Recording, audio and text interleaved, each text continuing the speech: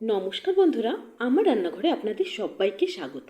আজকে আমি এনেছি জিভে জল আনার মতো দারুণ টেস্টি একটি আমের আচারের রেসিপি। এটা আপনারা সারা বছর জুড়ে সংরক্ষণ করে খেতে পারবেন। রেসিপিটি ভালো লাগলে আমার চ্যানেলটি প্লিজ সাবস্ক্রাইব করবেন, লাইক করবেন, শেয়ার করবেন। তো চলুন দেখে নেওয়া যাক আমি কিভাবে এই আচারটা বানিয়েছি।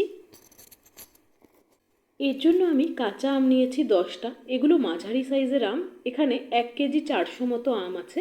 আমগুলো আমি ভালো করে ধুয়ে কেটে নিয়েছি। আমি নুন ও হলুদ ভালো করে ঝাঁকিয়ে ঝাঁকিয়ে মেখে নেব। এতে করে সবকটি আমের গায়ে নুন ও হলুদ যাবে। এটা একবেলা মতো রোদে শুকিয়ে আনবো। একবেলা রোদে শুকিয়ে আনার পর এরকম হয়েছে। আচারের জন্য একটা মশলা রেডি করব। তার জন্য আমি একটা থালায় 4টে শুকনো লঙ্কা ও 1 বড় চামচ করে জিরে, ধনে ও 5 ফোড়ন নিয়েছি। আমি এরকম চামচ ব্যবহার করেছি মশলাগুলো পরিমাপ করার জন্য। কড়াইতে প্রথমে শুকনো লঙ্কাগুলো ফাটিয়ে দিয়ে দিলাম। লঙ্কাগুলো একটু ভাজা ভাজা করে নিয়েছি। এবার বাকি মশলাগুলো দিয়ে দিলাম। মশলাগুলো হালকাভাবে ভেজে ঠান্ডা করে মিক্সিতে গুঁড়ো করে নেব। গ্যাসে একটা বাটিতে সামান্য পরিমাণে জল গরম করে নিয়েছি। জল ফুটলে এতে গুড় দিয়ে দেব।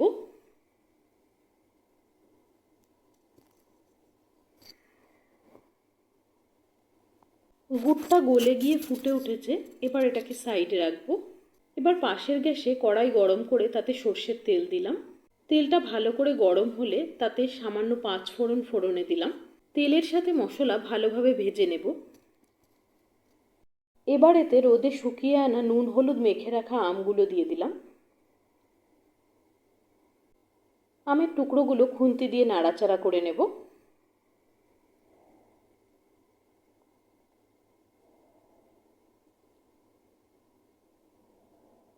হাফ চামচ লঙ্কা গুঁড়ো দিলাম। আমগুলো এভাবে নাড়াচাড়া করে ভেজে নেওয়ার ফলে আমে যদি কোনো রকম জল থাকে সেটা টেনে যাবে এবং এতে করে আচারে কোনো ফাঙ্গাস পড়বে না। জাল দিয়ে রাখা গুড়টা দিয়ে দিলাম।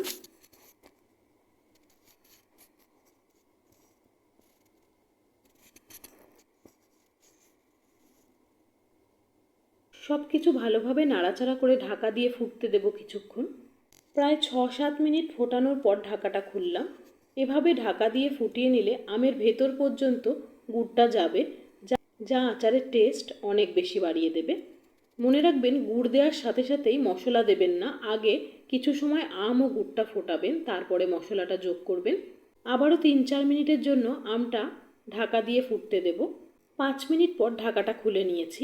এবার আগে থেকে বানানো মশলাটা কিছুটা ছড়িয়ে দিলাম। সব কিছু ভালোভাবে মিশিয়ে নিলাম।